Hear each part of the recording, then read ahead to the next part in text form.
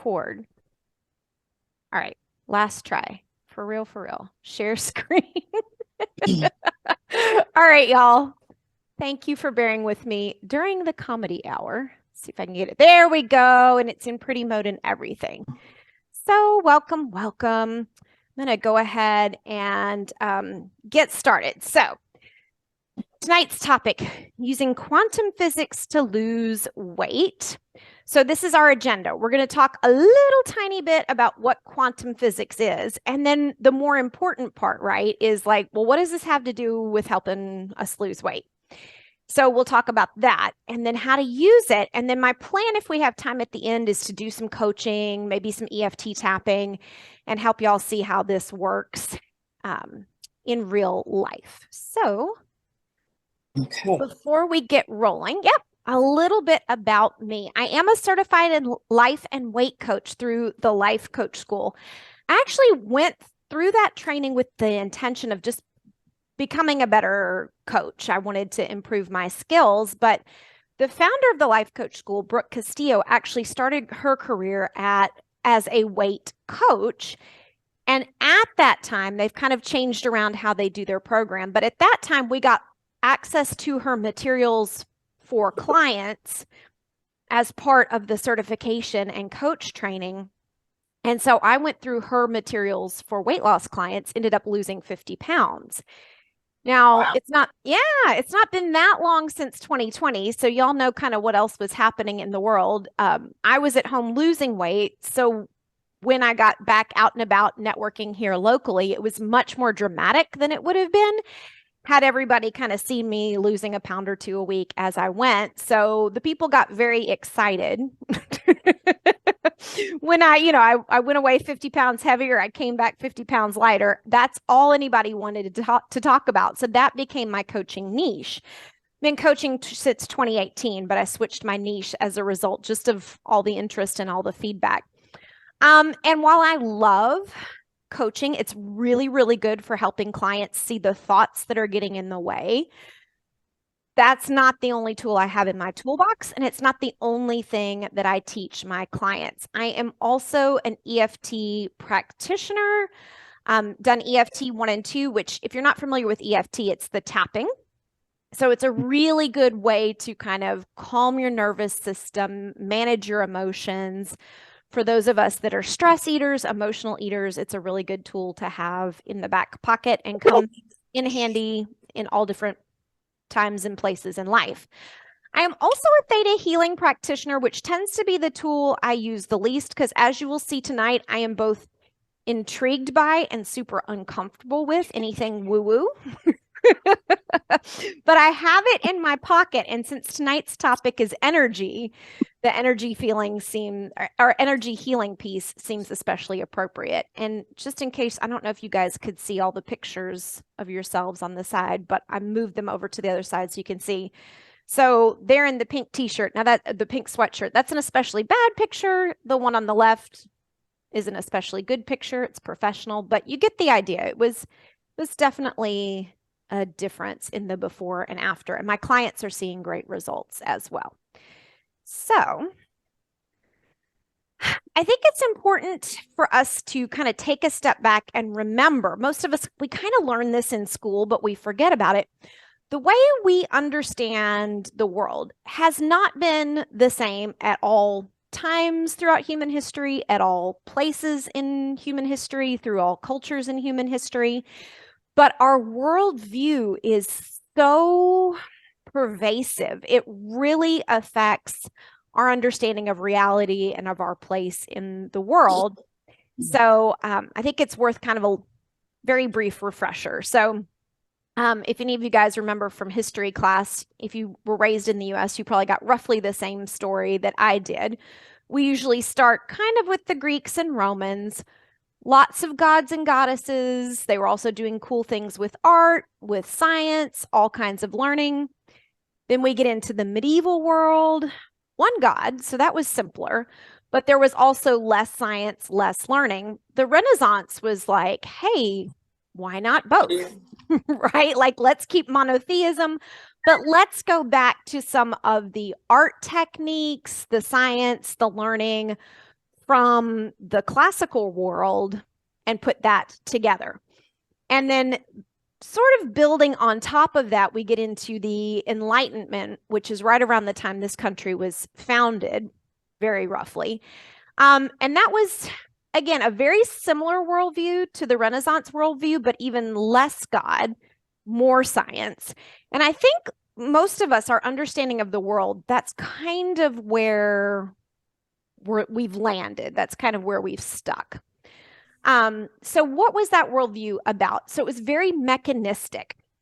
So if you vaguely remember Descartes, he had this concept of the world that all of nature works according to mechanical laws, and everything in the material world can be explained in terms of the arrangement and movements of its parts. So the universe is like a clock. And, maybe something built the clock, but now it's just kind of running on its own. It's not interactive at all. There's nothing really to do. It's just kind of running as it is. And this is kind of the mindset that we're all still really in. Another piece of Descartes' worldview was this argument that the natures of the mind and the body are completely different from one another, and that each of those could exist by itself. And this was important at the time because we needed to have this sort of divide between the soul, religion, all of that stuff was the church's purview. And that allowed science to kind of grow and develop without the church coming in and squishing everything. But there was this separation in, Western European culture that is mostly the cultural heritage of the US for most of us, right? This is the worldview we grew up with, is that the mind is this sort of the mind is sort of this thing that God knows about, and the body is like a clock, right? If something is broken, you swap out the parts, you take a chemical to fix it. It's a very mechanistic worldview of the world itself and of our bodies as well. All right, so this brings us, jumping way forward in time, right? Science is sciencing, things are progressing. And then we get to classical physics. And this was kind of, if you remember from school, a lot of us did the models where you have like the nucleus, and then you have like maybe toothpicks and styrofoam, and you're showing the electrons circling the nucleus. And at the time when we were growing up and we were taught this was wrong. But I don't know, like it takes a while for, I guess, teachers, textbooks, what's being taught to catch up to what scientists know. There's always this lag period. So we were all taught this, even though science had proved by the time we were kids that this was not how it works. So how does it work? And this is where quantum physics comes in. So modern quantum physics says it's not that the electrons are orbiting around the nucleus of the atom like satellites around the Earth. Instead, it's sort of probability based. And the bold is mine, but the rest of this is from this website, Caltech website that I linked. So as they started studying the atoms, they found, electrons are weird. They're sort of both particles and waves.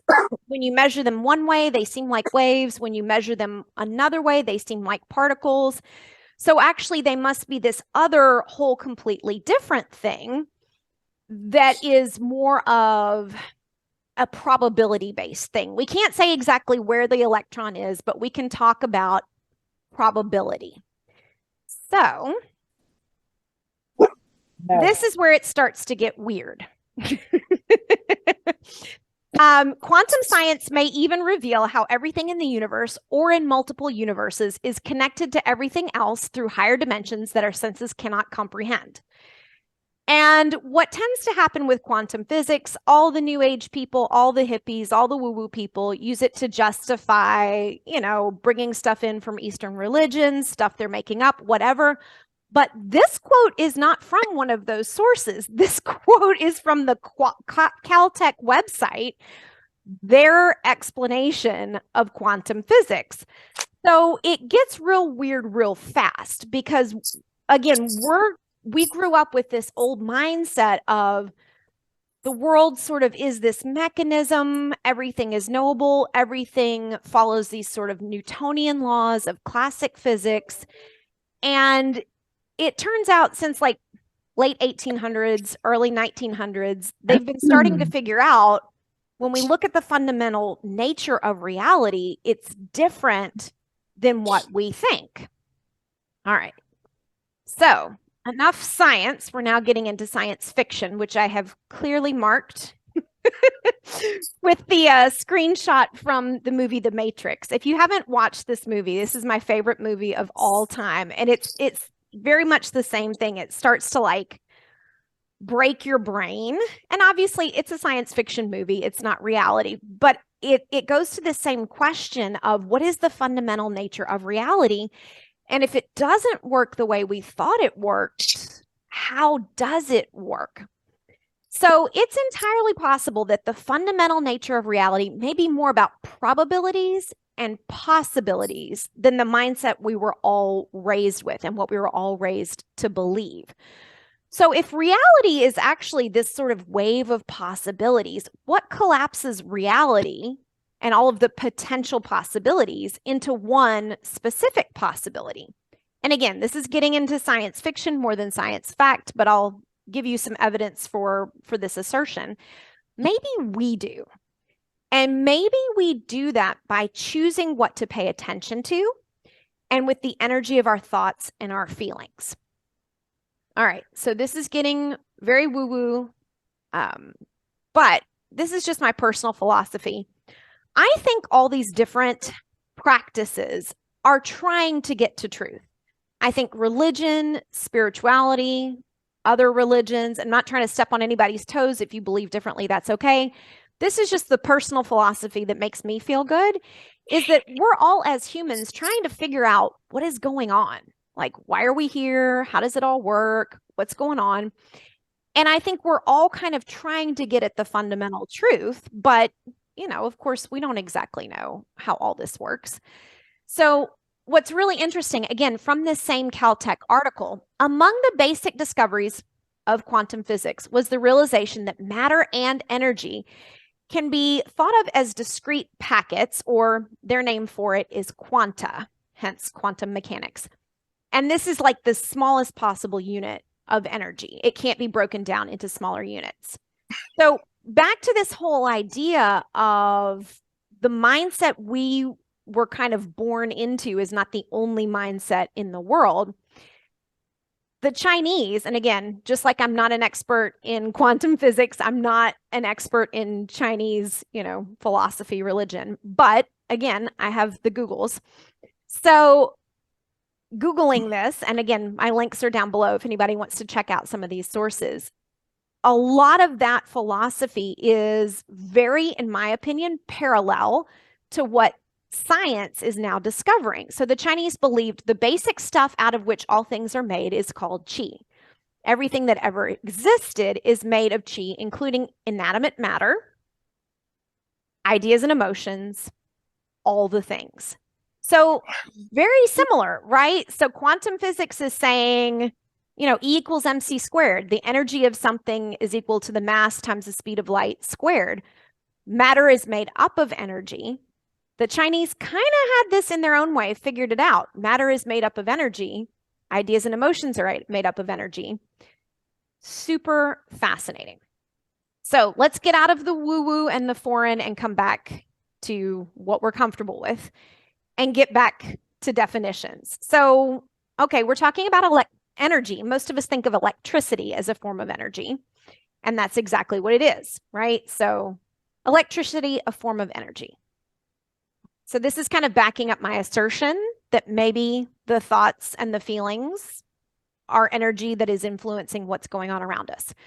We actually know scientifically, no woo-woo involved, that our thoughts are at least partly energy, right? Thoughts are also neurotransmitters. We've got hormones, chemicals, all kinds of things going on in the body. But at least a part of our thoughts are energy, electrical energy, because they can measure it. That's what an EEG is. If you've ever seen somebody with all the little, probes on their head, this guy here, who to me looks vaguely a bit like Kanye West, he's got all the little detectors on his head. They're measuring the electricity of the brain. All right, again, back to science. We also know our heart is sending out electricity. It's pumping blood, it's doing a lot of other things, but this is what they're measuring with, if you've ever heard of an EKG, ECG, when they're worried that somebody's having a heart attack, they put all the things on their chest. That's what they're measuring, is the energy of the heart to see what that pattern is like. So we know thoughts are at least partially energy. One of the things our heart is sending out is energy, electrical energy. So again, back to the kind of mind games that we're playing here. If the thoughts and the feelings we know are sending out electrical energy, is it possible that that electrical energy is part of what's collapsing the wave of possibilities and probabilities into reality? Again, I'm not going to pretend to know the actual nature of the universe, but there's some logic before the intuitive leap.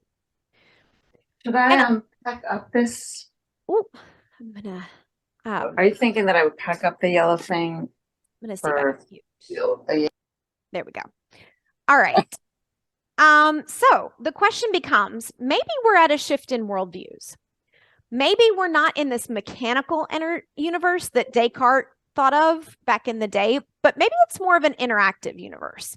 If everything is energy, including our thoughts and our feelings, maybe the universe is responding to those thoughts and feelings in a way that's different from what we were raised to believe. Now, if that's a bridge too far, again, let's come back to reality. Maybe the universe is interactive, maybe it's not. I haven't even made up my personal mind, so I'm not trying to sell that necessarily. But I think we can all agree, if whether or not the universe is interactive, the humans for sure are interactive. Humans for sure are reacting and responding to other humans. So if we look at these two pictures, we've got kind of the angry guy on the left and the kind of happy hippie lady on the right. Let's say each of these people own a business. What might each of them believe about their employees in general, a specific employee? Angry guy might believe people don't want to work. You may have heard angry guy sort of stomping around, pontificating. He seems to be out and about a lot lately saying, people don't want to work, right? So he's out there offering minimum wage in a time when the price of everything is skyrocketing. It's his business, so he intrinsically cares about it. Nobody's going to care about it the way he does, but he doesn't get that. His explanation for it is nobody wants to work. So what he believes about his employees, nobody wants to work. How he feels is angry. And what he's doing is like yelling at the employees he does have, not paying attention to the cost of living, not giving people a raise. And then his people are leaving and he's like, I don't understand what's happening. The world is against me. People don't want to work. Imaginary hippie lady on the other side of the screen, let's say she believes people intrinsically want, everybody's doing their best. Let's just say that. Everybody is doing their best. And as a business owner, somebody's best may or may not be up to the task, right? It doesn't mean that she's going to employ everybody forever. But if she believes intrinsically that everybody's doing their best, then when somebody shows up late, instead of yelling at them, she might ask, like, hey, I noticed you came in late this morning. What's going on? Oh, you had a flat tire. Okay, that's understandable. Let's try to leave a few minutes early in the future. But, hey, if I got a flat tire, I'd probably be late too. No big deal. So if she believes everybody's kind of doing their best, she might feel curious if somebody doesn't show up on time for work. So her action might be to ask, hey, What happened today? What's going on? And so she's probably going to, bye, Carrie. She's probably going to have much happier employees. She's probably going to have a much happier workforce. And, when you think about this, which of these two people do you want to work for? If the money is the same, the hours are the same, the job is the same, I'd rather work for the person who's like, yeah, I think people are trying to do their best. Again, there might be some people whose best isn't up to the level that we require for this workplace. So people may get written up, they might get fired, but they're trying. That's who I would rather work for. Somebody who assumes the best until that is disproven versus somebody who assumes the worst and can never be convinced otherwise. And if this doesn't work for you, then I would say if you're a mom, which person do you want your kid working for? Sometimes we're willing to put up with more than what we would want our kids to be subject to. So, even if we are, in my mind, it's an open question about this whole philosophy of the universe is interactive, but for sure, we can see it with other people. What they're putting out affects what they're getting back, at least from the other humans. And this translates directly to weight loss.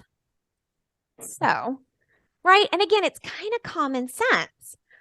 If you look at, we've got the grouchy lady on the left who's like, everything's terrible. And then we've got the, more confident, cheerier lady on the right. If I'm working with each of these people and they're both clients of mine and I ask them how their week went, it's entirely possible the lady on the left lost 2 pounds and she's like, this is terrible. I need to lose so much, 2 pounds a week. I'm never going to get there. It's entirely possible that the lady on the right is like, I didn't lose anything, but I know I'm taking the right actions. Like I've started going for a walk.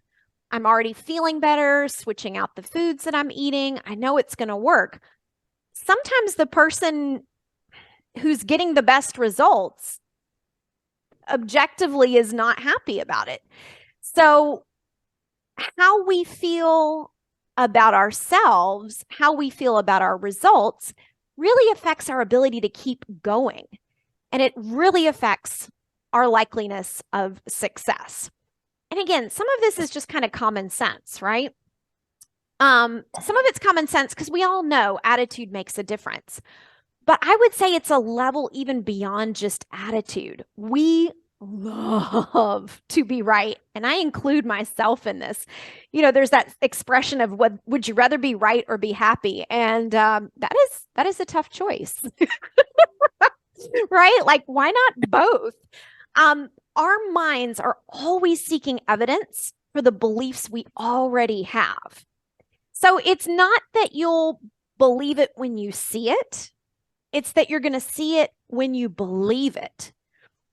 The person who believes, I just can't lose weight and then loses 2 pounds, it's not good enough. They're like, I'm never going to get there. This is terrible. The person who believes they're going to lose the weight, they can see the tiny little victories, and that gives them the energy, the enthusiasm, the confidence to keep going. So it's exactly backwards from the way we think it works. It's not that once I have the evidence, then I'll believe it. It's not once I lose the weight, then I'll be happy. It's exactly the opposite. You have to kind of have that confidence and that belief ahead of time, and that's what gives you the fuel to take the actions you need to get where you're going. And not only is our mind always seeking evidence for the beliefs we already have, but, what are we telling ourselves, our subconscious mind, our bodies? Does your body think, hey, she'd rather be right about not being able to lose weight than at her goal weight? Right? I hope not. But which one do we spend more time thinking about? If you spend 98% of your time thinking it's not going to work, you're going to find evidence of it not working. If you spend 98% of your time believing that it's going to work, whatever it is, this is not just about my program. Whatever you start, if you start with the confidence of this program is going to get me my results, I can do this, I'm going to stick with it, And then you can keep that going, right? Because we wouldn't start something if we didn't have that belief, but we have to keep going beyond the point where the evidence would encourage us to give up, right? It's not we start the new program and 2 weeks in, if it doesn't work, we quit. Whatever it is, Weight Watchers, Jenny Craig, Noom, like whatever you start, you have to be able to sustain that belief long enough to see your results. Weight loss takes time, right? We all kind of know that.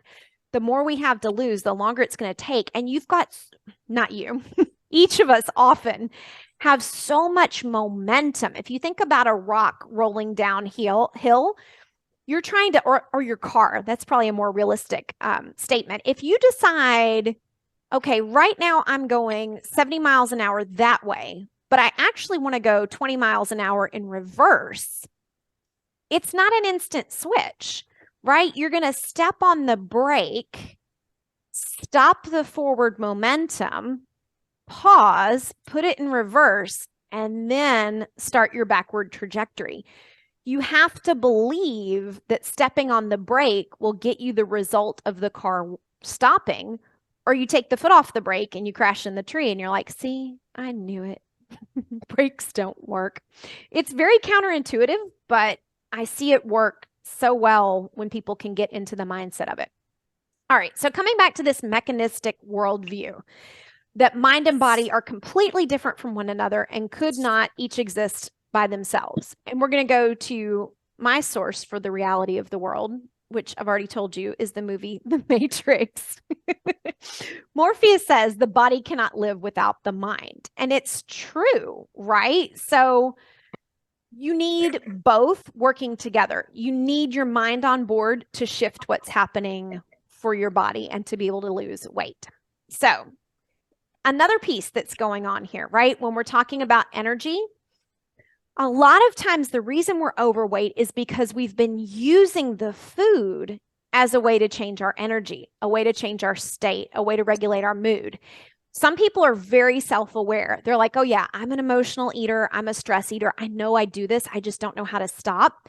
Me personally, I was not that self-aware. There are things I'm just now figuring out that I was doing 10 years ago that I'm like, oh, now I see. I was talking to a client about this today. Like, oh, now I see why I was eating the M&Ms while I was doing the really detailed, boring work, because I needed that energy to be able to focus because my brain has a hard time focusing. So oftentimes we're doing this either consciously or subconsciously. And when we're using food to manage our energy, as opposed to just fuel our bodies, to manage our emotional energy, that's how we can get into the overeating. Because we're not just eating what our body needs, we're eating what our emotions need. So not just to fuel our body, but to fuel our emotional state. So this kind of gets us into the energy of weight loss. So some of my clients have seen, probably all of my clients have seen this if they've been clients for a little while. What I find, and again, it's usually subconscious, is folks that have been stuck in weight loss for a while. I will say some of them, it's easy peasy. Some of them, they just haven't been paying attention. It's a lack of awareness. They come in, they get the accountability, the support, they're off to the races, they're good. For the people that really have a hard time getting going, there's usually subconsciously some shame and some guilt holding them down. So as a coach, part of what I'm doing is helping them get out of that shame and guilt. And the real danger point is when they get to the level of apathy, because a lot of times that's when they quit, right? They're like, well, I don't feel so terrible, but now I don't really care about losing weight. You have to be able to stick with it to at least hook into that energy of fear, or preferably the energy of desire, because that feels better. It's a higher energy level and it's better fuel mentally, emotionally for the work that we're doing. So I really try to encourage clients to focus on preferably the desire, right? Like, don't tell me how terrible. You can tell me on your initial consultation. But once we start working together, we really want to try to shift out of how terrible you feel looking in the mirror and shift into how good are you going to feel when you're in a healthier body? And are you willing to do the healthier things to get the healthier body? And then the healthier things start to make you feel good. It's a different energetic level. Go ahead. Babe, no. All right. So this can start to sound a lot like positive thinking. Whoops, one too far. This can start to sound a lot like positive thinking, and positive thinking is not a bad thing. Like I said, for some people, they really just need accountability, support, a cheerleader, some awareness. They're off to the races. For the rest of us, myself included, there's clearing. And what I'm kind of referencing here is my ACE weight loss methodology. This is the practice that I'm really stepping my clients through.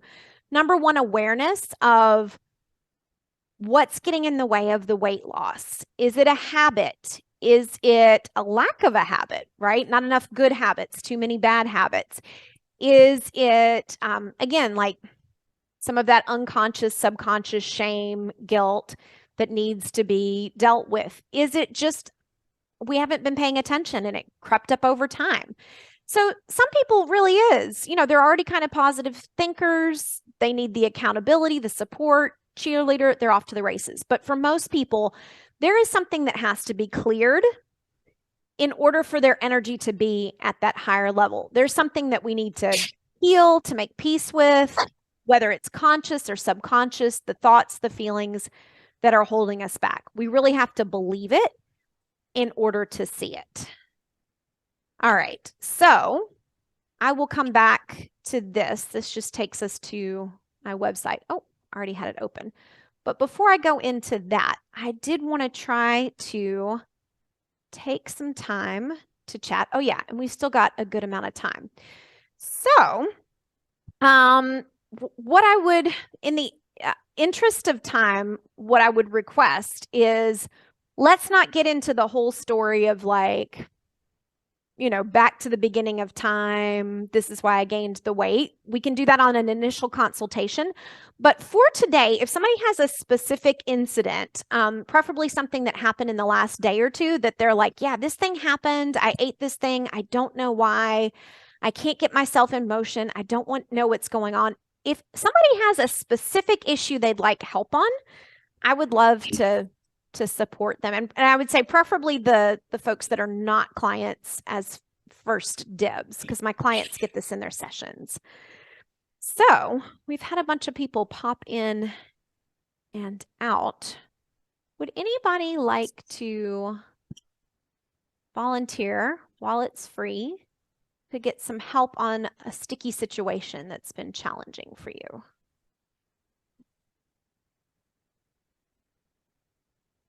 You can like wave at me or raise your hand, ping me in the chat.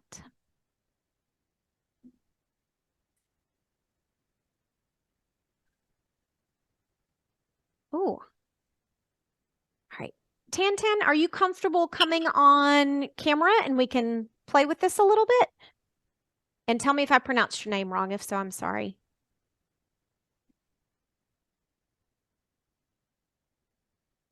Not right now. Okay, totally fine. But your message was public, so I'll talk about it a little bit. And maybe you can send me some stuff in the chat. So she said she was exercising and her sugar dropped really low. She became nauseated. Okay, we don't want that. And I guess you're saying that feeling of nausea was getting in the way of the exercising. Terrible headache. Yep.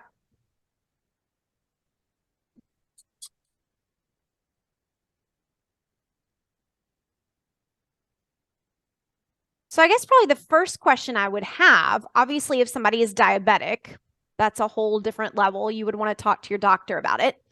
If you were exercising when you, oh, okay, yes. And now I feel like I'm eating a lot of carbs. Okay. And Brenda says, eat when she's not hungry. Brenda, are you comfortable? Not diabetic, but was doing keto. Okay. I'm looking for somebody, if somebody would be comfortable coming on so we can have a conversation. It's hard to do it over chat. Brenda, are you comfortable coming on and talking with me? I'm not as scary as I look.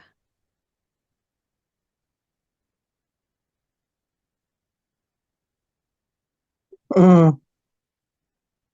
Oh, she says yes. Give her a minute. I think she's driving.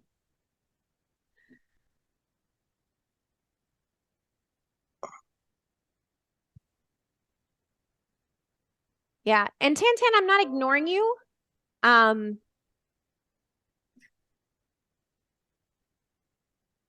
It's just I don't have a whole lot of information. So, I mean, me personally, if I was exercising and I became nauseated and have had a terrible headache, I would stop. So if that's what you did, I'm not mad at you. I would guess the problem is that then it makes it hard to lose weight if that's happening a lot.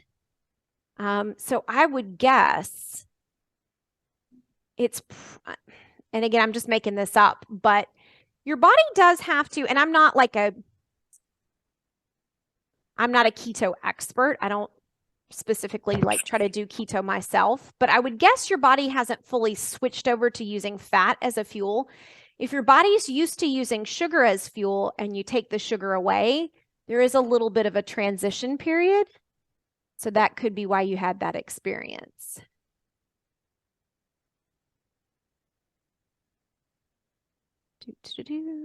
Is there anybody that's ready to go right now that's willing to come on?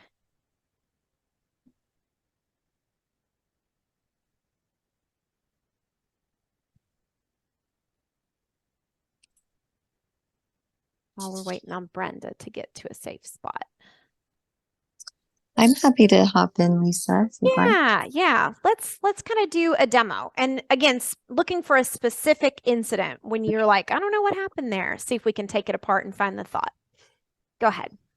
Okay, ask me the question again so I can find one. I'm just kind of looking for something we can coach on, but again, not kind of going back to the beginning of time.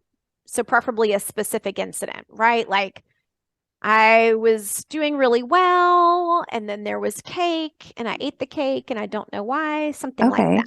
Yeah. So today's a great example, right? Okay. Because it's like 3:15 in the afternoon, and I walk past a piece of my daughter's birthday cake Mm-hmm. from yesterday that my son had eaten the frosting off and left the cake there. And it's a good cake, but it wasn't, I wasn't craving it, there wasn't Yeah. anything about it, but I also hadn't eaten lunch. And so I went ahead and just shoved some cake in my mouth as I walked past, even though I didn't really want his leftover cake. And I was actually just hungry and Yeah. wanted something to eat. So there's a good example. Yeah. So do you remember what you thought when you saw the cake? Yes, I thought he's not going to eat any more of that. So I should probably just clear the table, get rid of it, throw it away, or I could eat it because I am hungry, Mm-hmm. but that's not what I'm hungry for. And so I went ahead and ate it. Okay. So was the thought maybe I should get rid of it? I should clean that up? Yeah. Yeah. And then there's the whole separate question of why was eating it a good way of cleaning it up? But I think we probably all had a moment like that. So let's play with it a little bit. So this is the model. I'm not going to go into the whole explanation, but it really helps us see how our thoughts end up in our reality. So right back to what I'm saying, so she's walking through, she sees the cake, and there's this, wave function of possibilities of how she should handle it. And then the thought is, so let's start with the thought is, I should get rid of that, right? Because you could have ignored it. But it's mom's job to clean everything up, right? That's a whole separate set of rules. I should get rid of the cake. So cake without leftover cake. without frosting on the counter. The thought is I should get rid of the cake. I should get rid of that. And do you remember how you were feeling at the time? Well, you said sensation wise, you were hungry. Was there an emotion that went with that? There was, sorry. It probably was something like that. Just kidding. But it was that, can you take me for a minute? I had had a stressful conversation, but that we had finished something big. Like, so like there was a stressful moment in the afternoon, and then we wrapped it up with a big, like, okay, yay, we finally did this and it's over. Oh, she's wrangling some kids. That's why we lost her. So was the feeling stressed? Yeah, it was like stress, but then we also finished what was stressful, so it was over. So there was some completion. So, and that's interesting too, because I wonder if kind of that completion maybe had something to do with it, right? Yeah, because again, you could have seen the leftover cake sitting there without the frosting and just kept walking, right? Or you could have seen the leftover cake without the frosting and thrown it out without really thinking. But yeah, there was kind of this like, I need to complete, I'm in a completion mode. Like, let me keep my momentum of completion going. So the action was to eat the cake. Can you think of what else you were doing at that time? Did we lose her again? I know she was not throwing away the I'm cake. still here. Oh, there you go. I was not throwing Okay. away the cake. So I can't remember why I was walking through the dining room. Why was I walking through the dining room?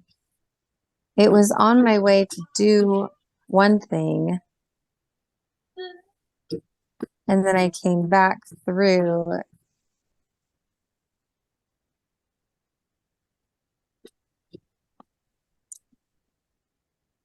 I'm not really sure. Like, I don't actually remember what my task was. I don't know why I went through there in the first place. Maybe I was actually heading there because I was hungry. And then Yeah. when I got in there, got distracted by something else and another task, because then I left. So Came it's back like and I'm now you're hungry, more but I hungry. still have a lot more to do. So yeah. So you were thinking about the other stuff you had to do. yeah. Thinking about other tasks. You were not present while you were eating, not eating mindfully. And so the result, right? You got rid of the cake, but not in the way that is going to get you to the weight loss goal. Does that make sense? Yeah. And I do feel like I've kind of missed the mark here, because the real question is, why did you eat it instead of throwing it away or saving it for later or something else? Part of that is, again, like not that complicated, right? You were hungry. So if we kind of back up from that, how did you get to the point where it was 3:15 in the afternoon and you were starving? Because that's probably the further back That's cause a of it. better question. It was a series of unplanned, unexpected events. So having things to do, but none of them were actually on the calendar. And being in a brand new time zone, like we've only been here for 4 days, 3 days. So I'm still getting used to our routine at this location, and that's not set yet. Yeah. And your body is probably still kind of on Eastern time. So you must have gotten up with the time zone where you are. So you've I been got like, up. Yeah, I'm still waking up on Eastern time, but I'm trying to eat on the current time. yeah. So how did the day get so, did you have breakfast that day? I did. Okay. So breakfast, but then missed lunch. Is that kind of it? Okay. Yeah. And what happened that you missed lunch? There was just a lot going on. Yeah, that was just because I had to take my husband to the airport. We did a pinata because today's my daughter's birthday. So before we took him, we did the pinata. So there wasn't like a lunch. Yeah. Yeah. So how could you, and again, sometimes things just happen, but do you think some of this has to do with not really being settled into the routine in the new house and like your body in the new time zone? Yeah, I think that I'm sure that there's probably a contingency plan that I could have made for like, hey, we're going to be in a new place, but let's make sure these things are in a row. Yeah. Um, and also a mix of like, there were things that popped up today that weren't expected, but even looking at that, I could say, well, you know, that's not necessarily an unexpected pop-up scenario. Like the meeting that I had to hop on that wasn't planned. There's always one or two of those during a time like this. So being more mindful of why isn't food on my calendar, I guess Yeah. would be the question. Yeah. And again, some of it is probably situational. There was a lot going on. You're not really settled in your new routine, your new time zone. All of that will kind of come out in the wash. But probably the bigger question is this a pattern of kind of like not prioritizing yourself? And for those who are new, Shauna and I have talked before. She's a client. So this is something that we've kind of talked about a couple of times, this pattern of, and she's a busy mom. She's got lots of children. She's got businesses. So there are some real, in that circumstance line, there's some real things going on that make it tough. And also, right, like you still need food, water, shelter, clothing, right? Like you still need to treat yourself at least as good as a house plant. Make sure you get some some water and some food and some sunlight.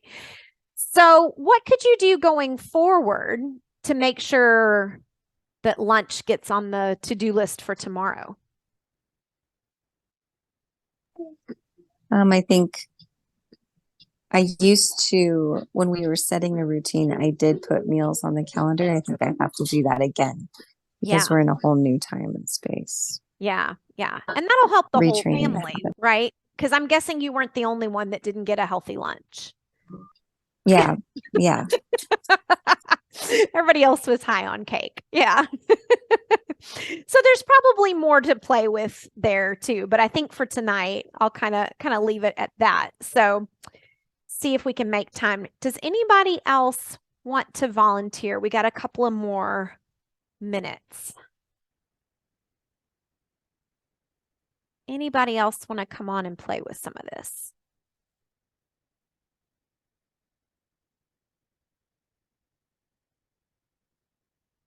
Okay, what I will do is give you some information about how to get more information. And then if you do have questions and things that just didn't come up today, you've got a way to get some answers. So let me share my screen again. Okay, that went way better than the slides. So if you are watching this and you're like, okay, she said some confusing stuff, but I'm intrigued. Tell me more. If you go to my website, right, and then you go to how to start, there is a video that will give you some more information on my program. And then under the video is my calendar. And I actually went in today and opened up some times for this week because I had gotten myself like very busy. So Wednesday around lunchtime, Thursday, and I'm on Eastern time, so kind of mid-morning, lunchtime. I opened up a whole bunch. I don't usually work on Fridays, but I opened up a whole bunch of time Friday morning because I didn't want to come on this and have y'all not be able to get a hold of me in a timely manner. So this week, next Tuesday, and I got one slot next Wednesday. And then if you want to see like Thursday, Friday of next week, click on the arrow. That'll take you to June. Lots more times as we go into June. So that is free. And what we will do is go into your specific situation, your background, your history. Because I will say, you know, I can help a lot of people, and this program is not for everybody. I'm not a nutritionist. I'm not a dietitian. I don't write out custom meal plans. So if that's what you're looking for, you know, I would try to refer you out, point you in the right direction. I'm also not a doctor, right? So I can't write a prescription for anything. But if you're like, yeah, I need to lose some weight. I'm a woman over 40 or close to that age. The things that used to work are not working anymore, or they never really worked long term. I'm looking for some options. Then we can get on, we can talk through all of that. And then at the end of that, once I get some information on your background, see if you're a fit for my program. If you are and you have questions for me, we can go through all of those questions, how it works, all of that. And I don't believe in surprising people on the call with the cost information. So if anybody wants to know what the cost is, if you come out here, pick a time, it will take you to this form. And if you scroll down to the bottom, one of the check boxes has the cost information. So, and again, the initial consultation itself is free, but for those who are interested in becoming clients, signing up, you purchase 4 sessions at a time. With those 4 sessions, you get unlimited support via email. You get access to all of my training materials. I've got videos, articles, worksheets, all kinds of supporting stuff to help folks work through whatever's blocking their weight loss. So you get all of the materials for the topics that we cover in those first 4 sessions. And then after the 4 sessions, there's no auto pay. So if somebody is like, yeah, I did the 4 sessions, this is good, I want to continue, then we'll have a conversation about it. We'll rebook another 4 session package. Once you get to the end of 16 weeks, for any clients that have come through, they've bought the 4 packages, they've done the 16 weeks of the program, and they're not happy for any reason. This didn't work for me. I didn't lose weight. I didn't learn anything. This didn't help me. I will refund you your money. And that's bonkers. I probably won't do that forever because this is, you know, my job and I like to get paid for my time. But the reason I do that is because of my history, because I've done so many programs, right? Like I did Weight Watchers, I did Jenny Craig, I did this high intensity boot camp. I work with a nutritionist, a dietitian. I did so many things that didn't work for me. And in my opinion, the weight loss world can be a little sketchy.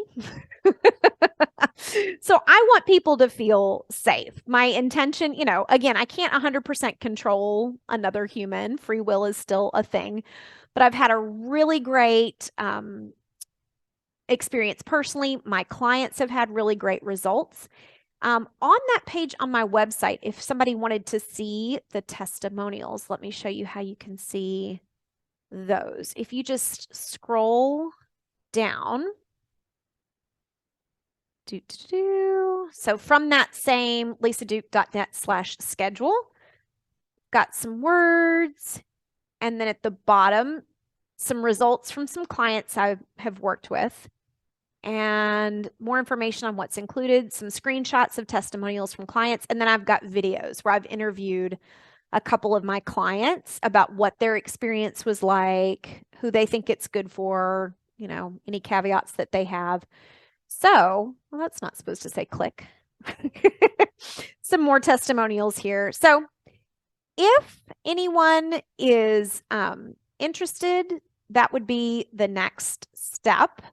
With that, it is almost 7 o'clock. So I'll give like one more, if anybody just has a last quick burning question, and then I'll let y'all go pretty close to on time. Any last questions while we're gathered together?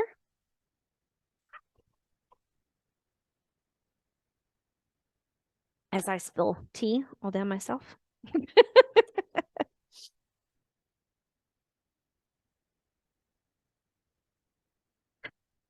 Oof. All right. Well, if you think of questions, my email address is you should have gotten an email from me. It's lisa@lisaduke.net. I'll put it in the chat. So you can email me, lisa@lisaduke.net. Email is always the best for me. Texting, I tend to get, I mean, it's allowed, but I don't have a real good way to manage that. With the email, if I miss the message, it sits in my inbox until I respond to it. So it's kind of a built-in reminder. With the text, if I look at it and I forget to mark it unread, I can lose it. So anyway, hopefully this was interesting and useful. Definitely, you guys are invited to become clients. If you're not quite ready for that, there's lots more information on my website. I have a YouTube channel. I'll put the link for that as well. HTTPS. There's a little shortcut. So lisaduke.net/YouTube will jump you straight there. Lots of free information and videos that'll give you more information on me, my background, my approach, some of the concepts I teach. But the real magic is in the one-on-one coaching, figuring out what's going on for you personally, and trying to troubleshoot that. So Brenda, I'm sorry. I told you I was going to work with you. I'm sorry I didn't, but schedule a time if you feel comfortable doing so. And I would love to help y'all. So with that, we're right at time. So I will see y'all later. Thanks for coming. Bye.